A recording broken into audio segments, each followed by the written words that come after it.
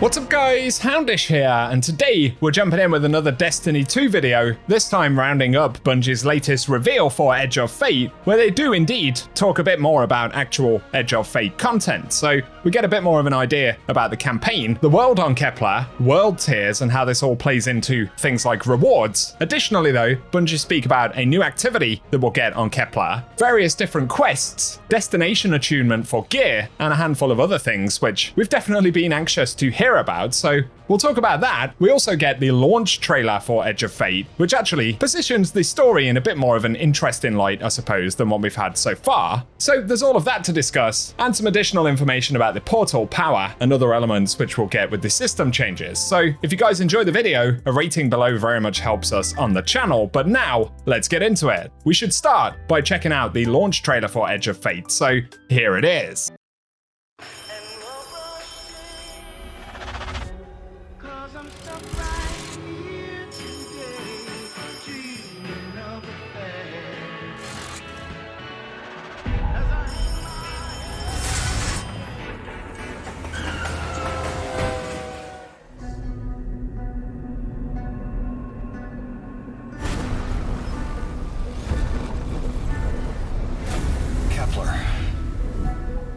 You've never been there, and you know every inch of it.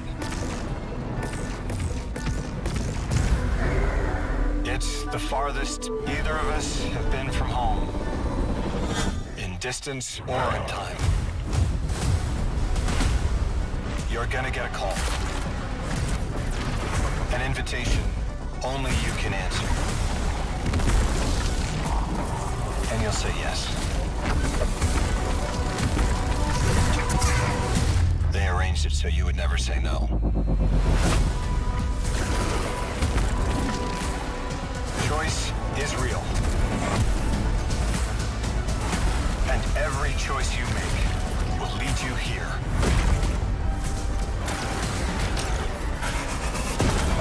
To who you're supposed to be.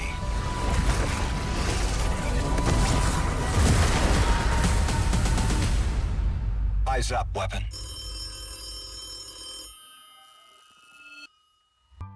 There we have it. Actually, I think that was a pretty cool trailer overall. It kind of positions Lodi as a character more in general. It looks like he was once a normal dude who got kind of sucked into this madness by the looks of things. Very different vibes and components versus previous Destiny stories, breaking into the real world and all of that kind of stuff, which actually I think is relatively interesting, at least based on what we see in the launch trailer itself. In terms of how that turns into story development in the actual game, we will wait and see. But some cool stuff there. Also, a raid teaser by the looks of it at the end with some crazy 9 kind of aesthetics and architecture, which is pretty cool.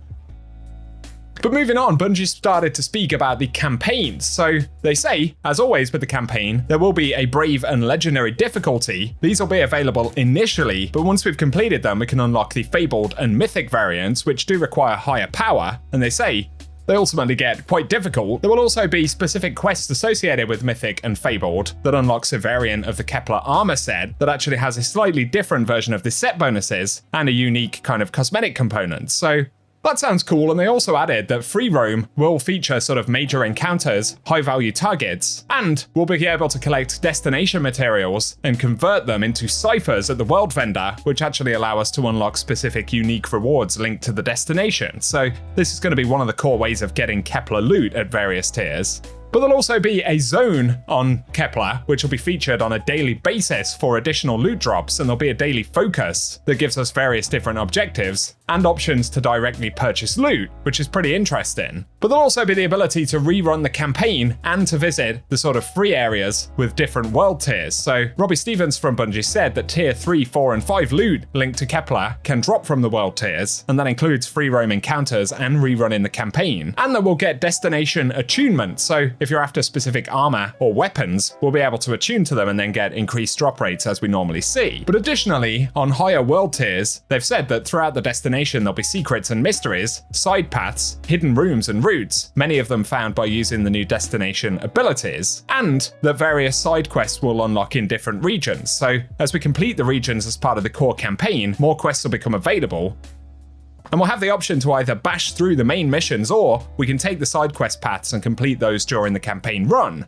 But in terms of completing the campaign, they said when it's finished, basically everything on KEPLER will unlock. So they indicate that if you're looking at getting raid ready, power ready, then basically play the legendary campaign and you'll be power ready when you finish it. Otherwise, if you want to get gear ready, we'll want to spend more time on the higher world tiers. And they once again speak about the epic raid. This is the first time they've really connected this to the challenge update they spoke about, but basically the raid for Edge of Fate will get an update in September with Ash and Iron, which introduces new loot, encounters, challenges, and they spoke about things like a raid exotic catalyst being introduced, and it will even have an additional raid race. So obviously that'll be a pretty major deal when it does roll around, but otherwise, for KEPLER they've said there will be an additional destination activity. This will unlock after the core campaign, although they say there are too many story spoilers to actually show it. However, it'll kind of be a blend of things like Vex Incursion or Wellspring, and is a match-made 3-player activity. It'll feature mechanics, but overall is a kind of horde mode experience. And it will be a main way of earning rerolls of the new Edge of Fate exotic armor, so there'll be an element similar to what we saw in the final shape where we're farming the world activities to actually get exotics associated with it.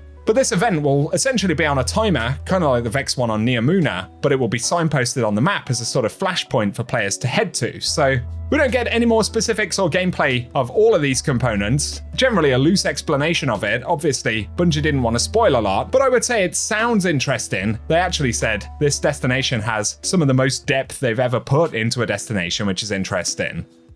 They also talk about exotic weapons, the hand cannon, which will be from an exotic quest after the main campaign on KEPLER, although otherwise it is a secret. Then of course the Void Scout Rifle, which will be a new Season Pass reward. Beyond the expansion stuff though, Bungie spoke more about portal, power, and progression. Many of these things they have touched on previously, but they did speak about modifiers for activities in the portal. Ultimately, the mod screen will give us an indication of what rewards we can expect based on the difficulty that we select and scale through those modifiers, so kind of what we expected. It generally does create an opportunity for loot to be a bit more elective and for playtime to potentially be more rewarding in the future, albeit that we may have to play harder activities to get higher tiers of loot. But they add that portal activities will be refreshed every few weeks, and event activities will be featured into it as well, so maybe for things like Solstice. They also tease a new activity type for Ash and Iron, not only a new activity, but a new type of activity, which they kept kind of mysterious about. This is the Plaguelands activity that they previously mentioned, so that sounds interesting. Otherwise, Pinnacle Ops will feature exotic missions. They'll be available all the time, so if you're after a certain exotic, you won't have to wait for a specific week. And otherwise, most of the portal stuff we kind of already know about. In terms of power and progression though, we will start at power 10. And 200 points of power will be the soft cap band, so basically any activities in the game will help us hit 200 power. Beyond that though, we need to do more of the portal activities and kind of seasonal featured content. That includes stuff on KEPLER, which will ultimately bring us up to 450 power, which will be the cap until Ash and Iron when it will be increased again. And of course, seasonal power is going to be replacing artifact power, so they say Pinnacle sources have been updated. We can target farm individual gear pieces and slots, and certain challenges will drop more powerful gear, but everything in the portal will be a source of Pinnacle power drops. On top of that, everything in the portal, aside from solo ops, will have matchmaking with set modifiers, so it's designed to allow all types of players to grind into the upper power band. Then they touch on unstable cores, the new currency, and at the highest level, upgrade modules won't actually be part of the infusion system anymore. But we'll use these unstable cores to infuse things at the power limit, and again that power will reset back to base at the next expansion, so for Renegades we'll start at 200, assuming that we've leveled up to 200 in the first instance.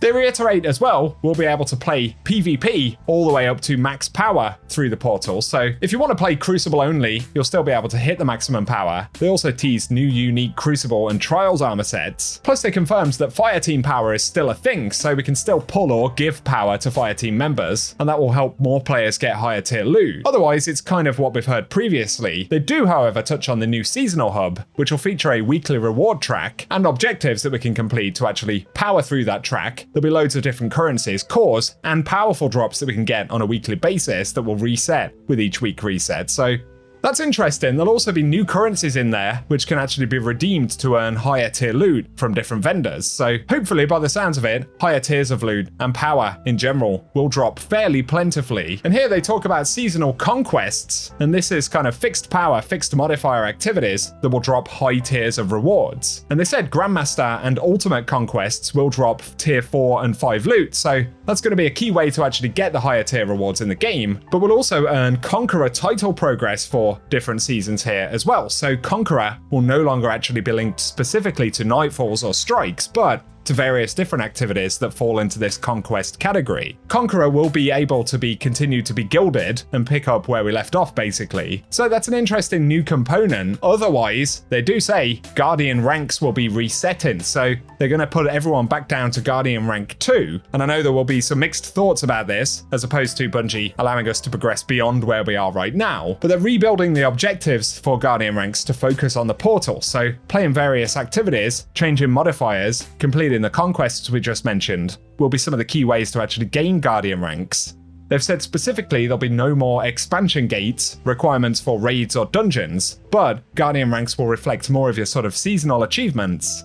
And ultimately, all players, regardless of content that they own or play, will ultimately be able to reach rank 11 by Ash and Iron, even if we don't engage with all of the endgame content. So those were kind of the additional bits that they spoke about. Again, confirming a lot of stuff we've already heard, but a couple of additional things thrown in the mix as well. So give me your thoughts down below, guys. A lot of it for me is going to hinge on how much I enjoy the KEPLER content and Edge of Fate specifically, as I kind of want to play new stuff primarily. I don't mind older things being thrown into the mix later on in the season, of course, for the general grind and through the sort of main progression for Edge of Fate. I don't mind doing that stuff as long as there is an interesting new offering as well. And while Bungie have been a little bit cagey on exactly how some of the KEPLER stuff will actually work, we at least get a bit of a better indication today. And potentially it could be quite interesting, but only time will really tell, so you'll have to share your thoughts below. For the moment, if you've enjoyed the video, a rating really does help me on the channel, but otherwise, I will catch you guys very soon.